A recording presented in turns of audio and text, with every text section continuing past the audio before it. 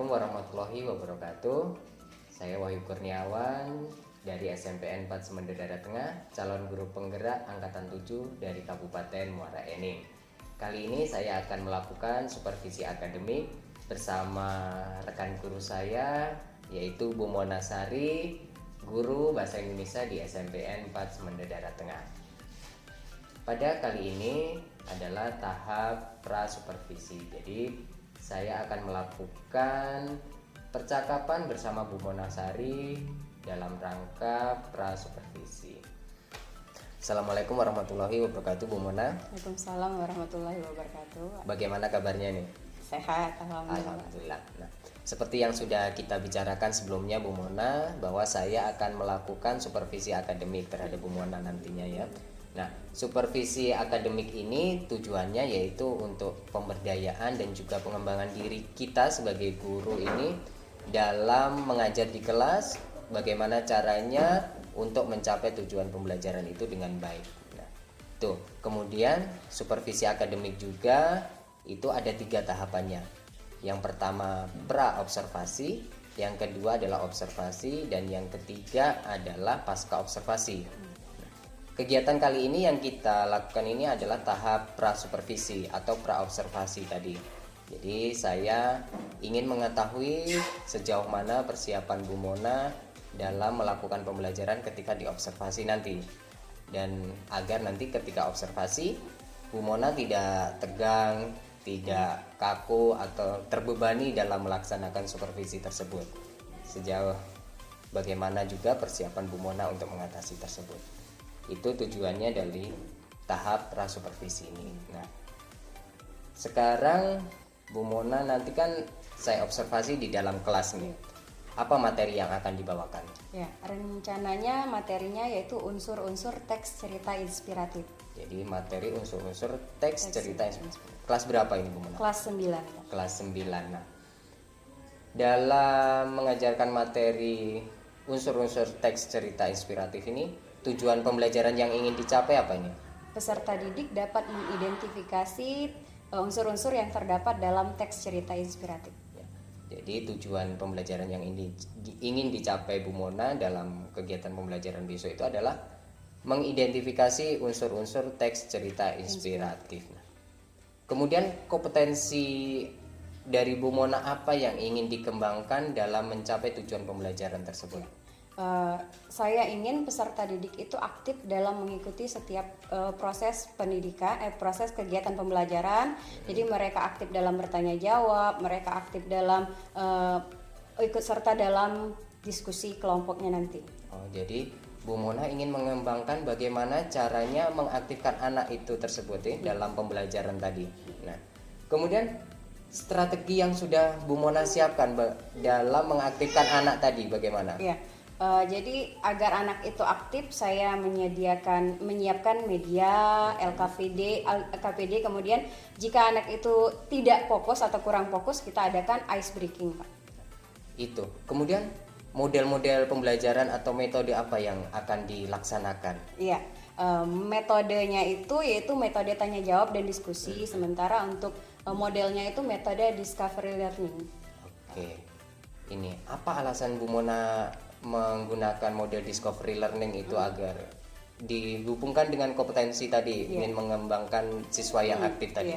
Jadi dengan metode discovery learning itu peserta didik aktif mencari terlebih dahulu unsur-unsur apa saja yang ada dalam teks cerita inspiratif, mereka pahami, kemudian mereka ungkapkan, mereka jelaskan kepada peserta didik yang lain. Oke, jadi strategi Bu Mona ini atau model pembelajarannya yang digunakan adalah discovery learning, membuat anak menemukan sendiri, aktif menemukan pengetahuannya ya. Itu bagus sekali strategi yang dilakukan Bu Mona. Kemudian kira-kira hambatan apa ini yang akan didapatkan ketika melakukan pembelajaran di kelas nanti? Iya.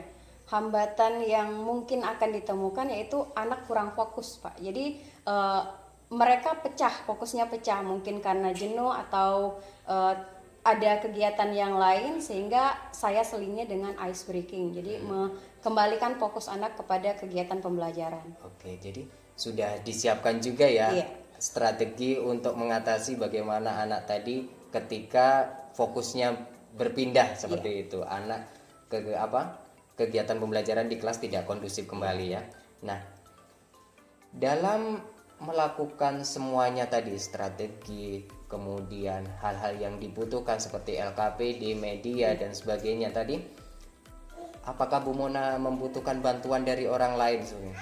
Ya, sebetulnya sangat membutuhkan, apalagi yang sangat dibutuhkan itu antar teman sejawat guru bahasa Indonesia. Jadi kira-kira apa yang bagus untuk medianya, kemudian contoh dari teks diskusi itu apa yang bagusnya, itu biasanya saya sangat membutuhkan masukan dari teman yang sama-sama mengajar guru bahasa Indonesia.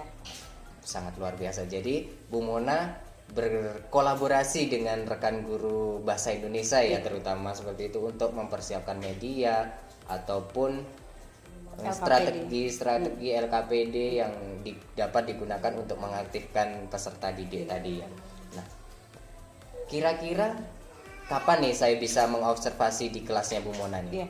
Secepatnya Pak, kalau bisa hari Selasa besok, kebetulan saya mengajar di kelas 9B, jadi saat ngajar di kelas 9B itu Bapak bisa mengobservasi saya. Di hari Selasa besok ya. Setelah saya melakukan observasi nanti itu kan kita akan melakukan percakapan kembali pasca observasi.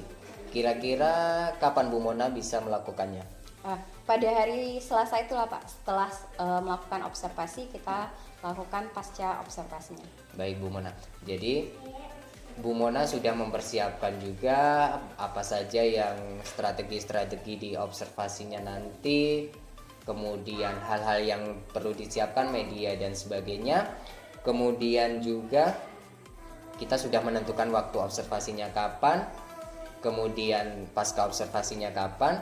Nah, terima kasih saya ucapkan kepada Bu Mona sudah meluangkan waktu untuk sesi kita kali ini, yaitu pra supervisi, pra observasi. Kemudian silahkan itu semua disiapkan dengan baik. Jika membutuhkan bantuan silahkan menghubungi saya akan senang hati membantu Bu Mona. Kita bertemu lagi di observasi Bu Mona. Nah, di dalam observasi kelas nanti saya akan mencatat apa saja yang terjadi di dalam kelas tersebut. Terima kasih sekali lagi Bu Mona. Iya Pak, sama-sama. Oke, Assalamualaikum warahmatullahi wabarakatuh. Waalaikumsalam warahmatullahi wabarakatuh.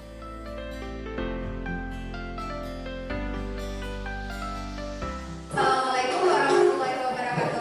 Waalaikumsalam warahmatullahi wabarakatuh. Untuk memulai pelajaran hari ini, marilah sama-sama kita membaca doa. Tolong ketua kelas pimpin doanya.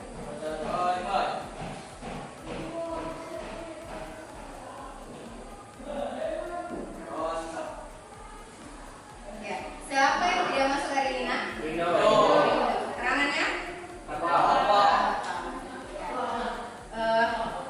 Kita lanjut pelajaran hari ini.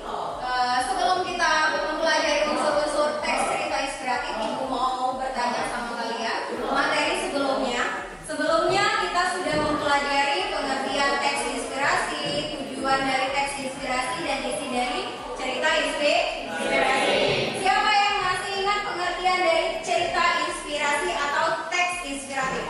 Tunjuk tangan. Nia bisa? Coba Nia.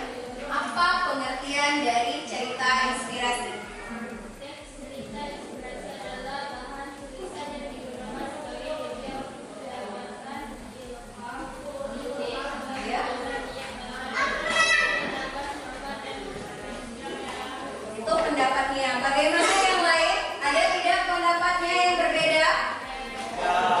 Sama.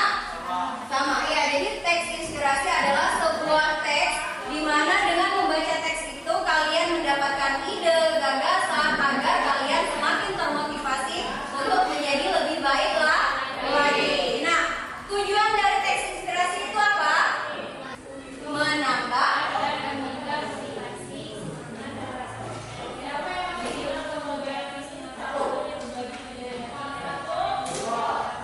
ya, jadi tujuan teks inspirasi itu adalah menambah motivasi kalian agar menjadi orang yang lebih baik lagi. Yang terakhir yang kita pelajari pada pertemuan yang kemarin yaitu isi dari teks inspirasi. Dari mana sih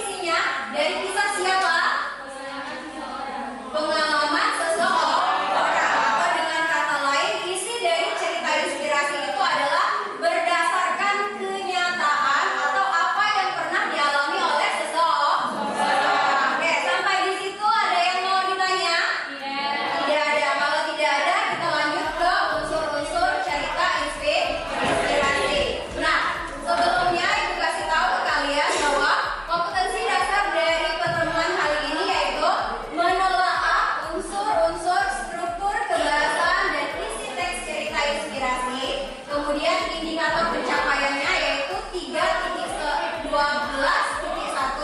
mengidentifikasi struktur cerita inspirasi, kemudian 3.12.2 menjelaskan unsur-unsur teks cerita inspirasi, dan yang ketiga yaitu 3.12.3 menganalisis unsur-unsur teks cerita inspirasi.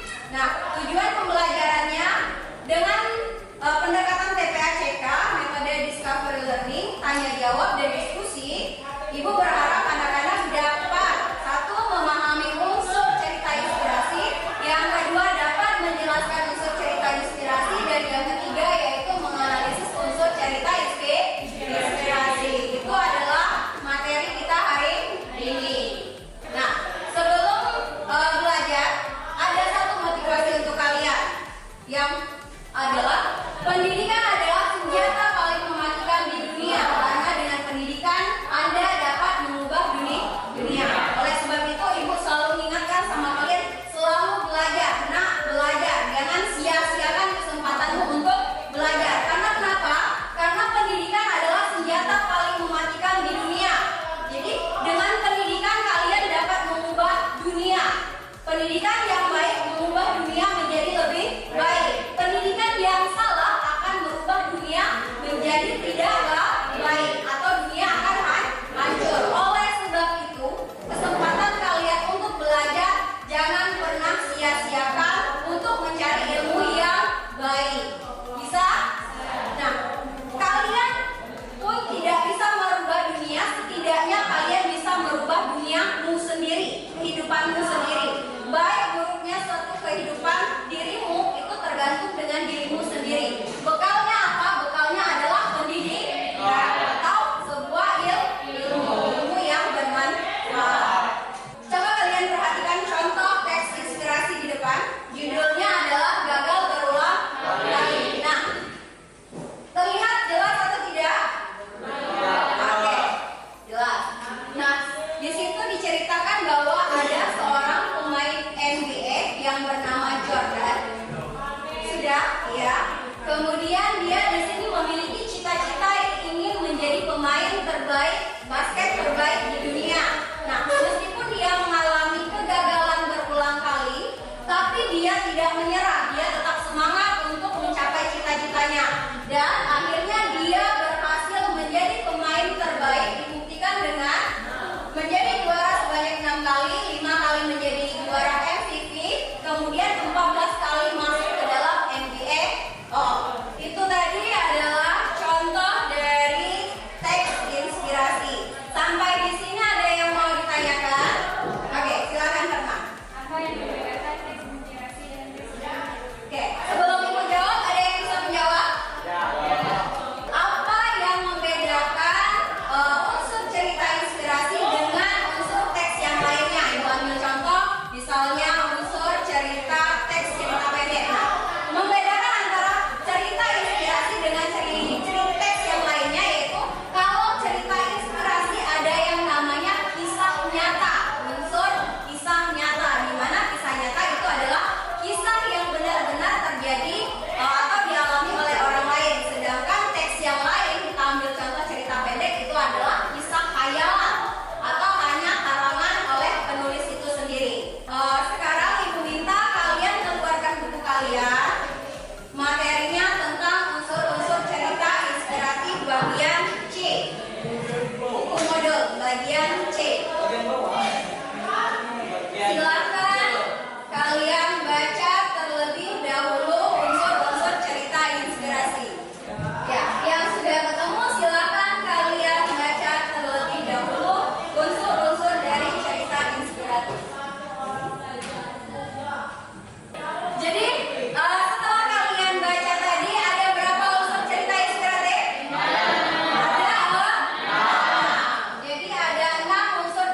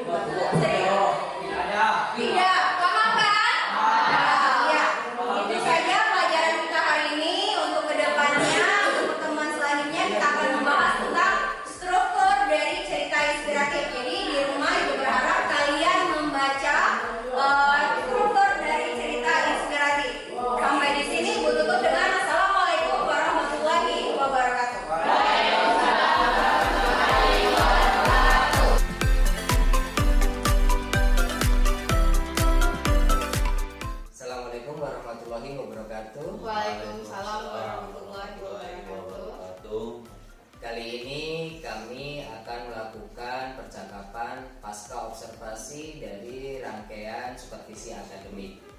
Di sini saya bersama Pak Najmi, pengajar praktek, guru penggerak angkatan 7 dari Kabupaten Muara Enim, dan juga Ibu Monasari, guru yang saya supervisi, guru bahasa Indonesia di SMPN 4 Semende Daerah Tengah. Pak Najmi, izinkan saya bersama Bu Mona untuk melakukan percakapan pasca observasi. Bu Mona, bagaimana kabarnya hari ini? Alhamdulillah sehat Pak. Ya. Jadi kali ini seperti yang sudah saya bilang tadi, kita akan melakukan percakapan pasca observasi dari tahap terakhir ini ya, tahap terakhir dari supervisi akademik yang sudah kita laksanakan.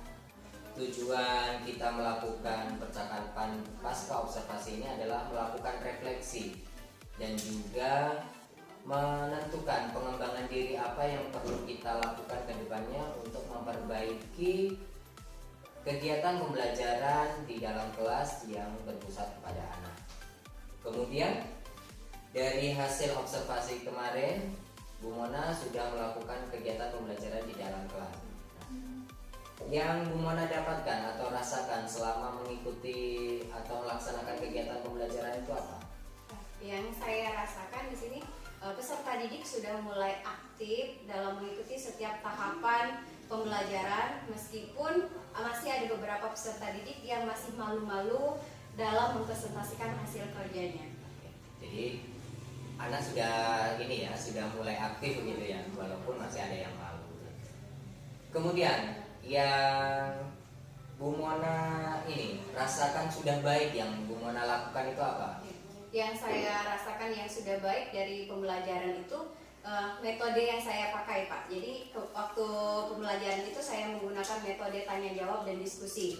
Nah, dengan menggunakan dua metode itu saya melihat bahwa peserta didik itu bisa mulai mengeluarkan pendapatnya, sudah mulai mengeluarkan pikiran apa yang mereka rasakan. Kemudian model yang saya gunakan itu discovery learning. Nah, jadi selama ini kan peserta didik hanya bersumber pada guru, pada saya. Nah, setelah saya menggunakan model discovery learning, di sini peserta didik sudah mulai aktif mencari sendiri, mencari baik dari buku paket maupun buku modul yang ada pada mereka. Oke, jadi dengan metode dan juga model tadi itu mulai mengembangkan keaktifan anak tadi ya.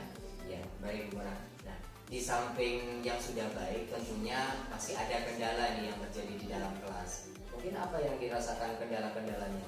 Kendala yang paling terasa itu saat kita meminta anak untuk mempresentasikan hasil kerja mereka, karena di sini masih ada beberapa anak malu-malu, masih belum berani untuk menyampaikan pendapat mereka.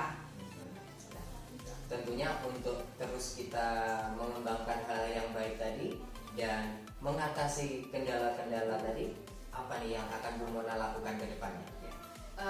Saya berencana melakukan tukar pikiran dengan teman sejawat, terutama guru sesama guru bahasa Indonesia. Kemudian yang kedua yang saya lakukan, saya mencarikan referensi yang lebih menarik sesuai dengan materi yang akan disampaikan kepada anak-anak. Kemudian yang ketiga yang saya lakukan, saya berusaha untuk membuat media dan video pembelajaran yang menarik. Nah, yang terakhir yaitu saya akan melakukan refleksi dan umpan balik pada anak-anak untuk mengetahui sejauh mana anak-anak itu memahami materi yang sudah dipelajari. Baik Bu Mona. Nah, jadi sudah baik sekali Bu Mona sudah bisa merefleksikan hal-hal yang baik, kemudian kendala-kendala yang terjadi selama pembelajaran, dan juga sudah memikirkan ke depannya pengembangan apa yang akan dilakukan. Sekarang izinkan saya untuk memberikan umpan balik apa yang saya lihat, apa yang saya dengar di dalam kelas tentang kegiatan pembelajaran yang Bu Mona lakukan. Di kegiatan pembelajaran yang telah Bu Mona lakukan, saya sudah melihat anak-anak dibuat nyaman di dalam kelas.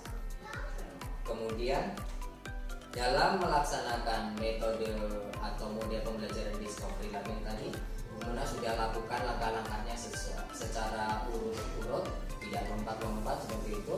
Kemudian terlihat juga memang anak sudah mulai aktif, berani bertanya, dia juga aktif dalam berdiskusi dalam kelompok, mengerjakan LKPD itu tadi.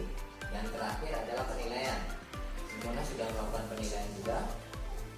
Di sini terlihat penilaiannya dalam bentuk tanya jawab dan juga penugasan yang ada di LKPD. Kemudian tambahan sedikit, ada catatan dari saya bahwa memang benar seperti yang Bumona refleksikan tadi, bahwa kedepannya kita perlu memberikan media-media yang menarik terhadap anak. Dengan media yang menarik anak, tentunya anak akan secara otomatis tertarik pada mata pelajaran yang mereka pelajari. Kemudian saya juga melihat bahwa anak memang masih malu ketika presentasi. Itu perlu kita berikan motivasi-motivasi agar anak terus aktif, mau berani, percaya diri saat presentasi. Dan terakhir adalah refleksi. Kita harus selalu melakukan refleksi. Apa saja yang perlu kita perbaiki, perlu kita kembangkan, dan juga terhadap anak. Apa yang mereka sudah pelajari, penting atau tidak yang mereka pelajari itu harus kita lakukan terhadap anak juga. Itu saja Bumona hasil umpan balik catatan dari saya saat melakukan observasi di kelas kemarin. Kemudian terakhir Bumona, apa nih yang Bumona dapatkan dari seluruh rangkaian supervisi yang sudah kita lakukan? Ya, sebelumnya saya mengucapkan terima kasih karena sudah diberikan kesempatan untuk memperbaiki diri saya sendiri. Dari pembelajaran yang sudah saya dapatkan, kita bertukar pikiran, Pak. Jadi mengetahui apa yang harus saya lakukan agar kegiatan pembelajaran di kelas itu semakin membaik dan semakin anak-anak semakin aktif dalam mengikuti setiap tahapan pembelajaran. Baik. Oke. Saya ucapkan terima kasih kepada Bumona telah bersedia untuk saya supervisi kemarin. Sekarang saya mohon untuk Pak Najmi memberikan umpan balik atau penguatan dari hasil supervisi yang telah kita lakukan. Terima kasih kepada Pak Wahyu dan terutama kepada Ibu Bumona yang telah menyempatkan waktunya untuk dapat di supervisi akademik. Di dalam aksi nyata modul 2.3 ini, alhamdulillah sudah dapat dilaksanakan dengan baik. Baik itu pra-observasi, observasinya maupun pasca observasinya. Dalam pra-observasi ini dalam melakukan rangkaian perencanaan strategi apa, tujuan apa yang bakal kita capai dengan speaking untuk memotivasi anak, alhamdulillah sudah dilaksanakan semua. Dan kemudian di dalam observasi tersebut sudah begitu fit sekali Pak Wahyu memberikan atau menggali apa-apa dari pertanyaan Pak Wahyu untuk menggali Ibu Bumona dalam melakukan tujuannya supervisi akademik, baik itu bahan ajarnya, kemungkinan juga model yang digunakan tadi yaitu sudah melakukan penilaian dan terakhir melakukan refleksi. Alhamdulillah sudah begitu berjalan dengan baik sehingga tahu di mana kelemahan, sudah tahu kelebihan dan bisa memperbaiki untuk kedepannya dalam proses belajar mengajar sehingga kita nanti tahu di mana titik kelemahannya dan kelebihan dari kita mengajar. Itulah gunanya supervisi akademik. Karena tidak semua guru mau untuk disupervisi akademik. Karena ini sebenarnya merupakan terobosan baru.